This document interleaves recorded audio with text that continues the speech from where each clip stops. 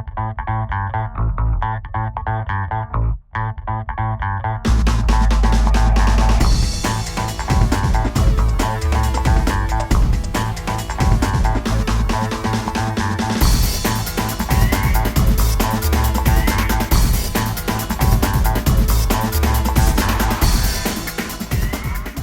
cœur, on sort ce soir. Ouais, si tu veux faire quoi?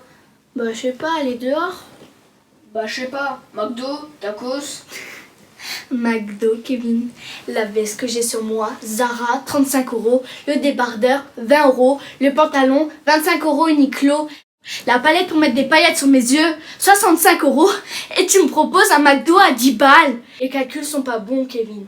C'est quand tu vas mettre des paillettes dans ma vie, Kevin? Je veux des moulures au plafond. On habite où? Dans le 9-3, c'est ça que tu m'offres? Ouais, bah gagne plus d'oseille. Tu me dégoûtes, Kevin. Je m'attendais à beaucoup mieux.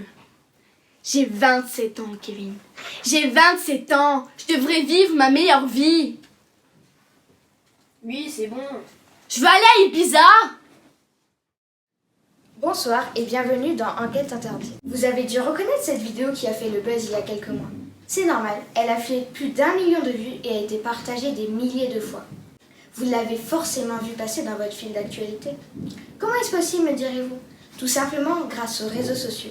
Le principe du réseau social était initialement de retrouver des personnes que vous connaissiez, qui à leur tour vous permettaient donc d'entrer en contact avec d'autres personnes. Aujourd'hui, les réseaux sociaux peuvent devenir un véritable business et le métier qui en découle est influenceur.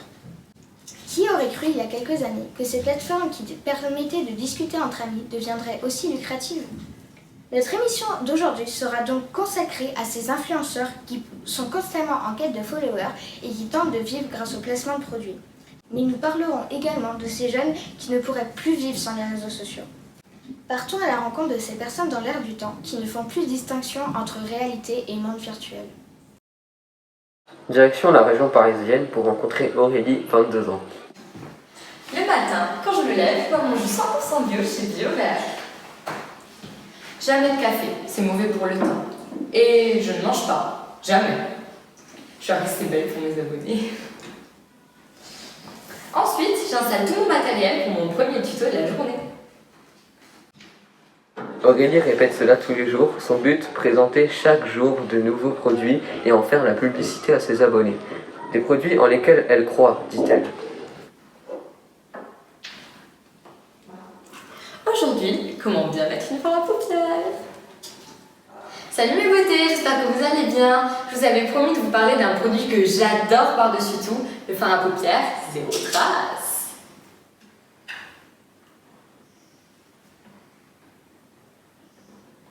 Aurélie ne souhaite pas nous dire combien ses placements de produits lui rapportent, mais sa chaîne YouTube atteint presque les 800 000 abonnés.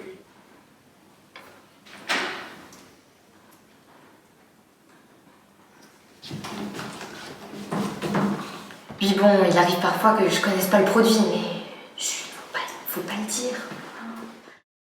YouTube, Twitter, Instagram, Snapchat, des plateformes en plein boom depuis quelques années. Certains y ont vu un moyen de se faire de l'argent facile et ne vivent que pour ça. Mais on ne devient pas influenceur en claquant des doigts. Qui suivrait les conseils d'un parfait inconnu? Il faut savoir se faire sa place et sortir du lot dans ce monde sans pitié. Certains utilisent leur particularité physique pour faire parler d'eux. C'est le cas de ce trio de jumeaux qui ont décidé de s'associer pour faire le buzz. Bonjour, moi c'est Julie. Moi c'est Julia. Et sur notre Instagram, on adore jouer de notre similitude et de notre image. Et un jour on s'est dit, pourquoi pas faire ça avec d'autres jumeaux comme nous? Et on aura encore plus d'abonnés. On a donc lancé un appel sur tous nos réseaux sociaux. Et on a donc rencontré Jules et Julien, et Lila et Lola. Le feeling est tout de suite bien passé. Alors, on s'est lancé. Oui, nous aussi on voulait plus de followers, mais notre chaîne ne décollait pas trop. Alors on a multiplié par 3 nos chances. On aime ne pas être pareil, mais on a aussi nos différences. Ouais, c'est ce qui nous rend plus forts que là. Nous, on veut se faire connaître par-dessus tout. Notre but est de faire de la télé-réalité. Vous imaginez 3 paires de jumeaux dans une émission? Ça attire forcément des téléspectateurs. Ouais, des jumeaux. x3 en plus, ça fera forcément le buzz. Augmenter ses followers pour devenir connu. Certains sont prêts à tout. Partons à présent à Rennes, où Joy et Ruby nous expliquent comment faire pour augmenter ses followers. Quoi que vous fassiez sur Instagram ou Snapchat par exemple, ces réseaux sociaux peuvent vous apporter beaucoup. Si je peux vous donner un conseil pour augmenter le nombre de vos abonnés, il faut raconter quelque chose, que ce soit vrai ou faux. Aussi, quand vous publiez une photo, avant il faut penser à vraiment la retoucher pour attirer l'attention des abonnés. Comme on dit, l'important ce n'est pas ce que l'on dit de vous, mais qu'on parle de vous. Autre chose importante, faites des stories tout le temps. En fait, il faut que votre abonné vive votre quotidien en même temps que vous. Quand vous vous levez le matin, hop, un petit filtre et story. Vous allez à la douche, story, vous vous habillez, story. Et quand vous prenez votre petit déjeuner, story. En fait, vous devez faire ça jusqu'à ce que vous vous couchez. Si vous vous réveillez la nuit pour un petit pipi, n'oubliez pas la story. Autre conseil, utilisez beaucoup de hashtags. Il ne faut pas miser que sur la communauté, eux qui vous aiment déjà. Plus vous mettez de hashtags, plus votre photo sera vue et partagée. Et si tout ça ne marche pas, vous pouvez toujours acheter des faux abonnés. La vie virtuelle. Comment vivre aujourd'hui sans les réseaux sociaux, sans Internet? Certaines personnes revendiquent le droit de ne pas succomber à cette frénésie sociale et tentent par-dessus tout de ne pas laisser de traces sur la toile. Ils sont 5 amis qui ont décidé de vivre sans Internet, sans téléphone et surtout sans réseaux sociaux. Depuis combien de temps vivez-vous sans Internet? Ça fait 4 ans maintenant. Et quel a été le déclic? On n'a pas vraiment une déclic. Ça s'est fait au fur et à mesure, je crois. Et cela vous manque-t-il? Non, pas du tout, mais bon, on loupe quand même quelques trucs, des dîners avec des copains, des partages de photos, etc. Mais bon, c'est un show. Et vous ne vous sentez pas isolé malgré tout? Vous savez que presque la moitié de la population mondiale utilise les réseaux sociaux et que ce chiffre ne cesse d'augmenter. Vous êtes vraiment une minorité à ne pas le faire. Vous voyez, je vous l'avais dit, c'est n'importe quoi ce qu'on fait. Moi, Snap me manque, Insta me manque, je vous ai suivi dans vos délires. Mais maintenant, j'arrête. Il me faut ma dose. Ah mais ranchez votre téléphone là. Oh, il faut rester fort. Mais restez fort, s'il vous plaît. Non. Oh super, sur les réseaux. Wow, Nabil a eu un bébé. Wow. Et Donald Trump est devenu président des États-Unis. Oh bah c'est bon, j'avais mon téléphone là. Ce phénomène de quasi-addiction est étudié depuis quelque temps par certains spécialistes. Nous avons tenté d'expliquer pourquoi tant de personnes semblent hypnotisées par ces réseaux sociaux et pourquoi ils fascinent tellement les jeunes.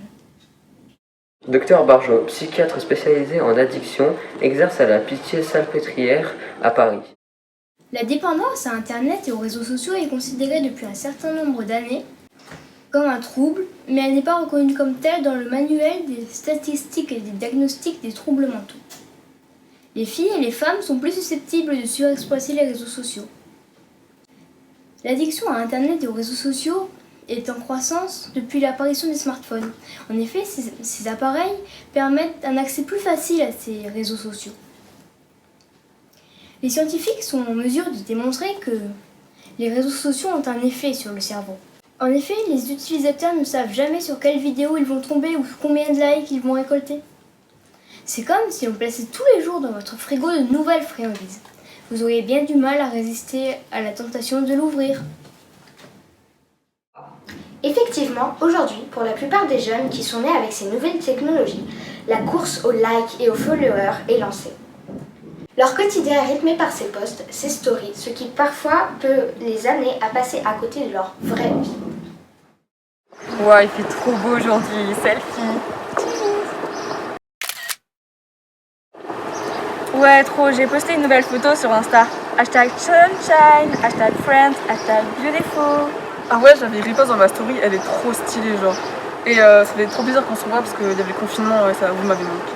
Mais grave, hashtag BFF forever. C'est sur cette scène du quotidien de ces jeunes gens que nous comprenons mieux, ou pas, la vie des jeunes d'aujourd'hui.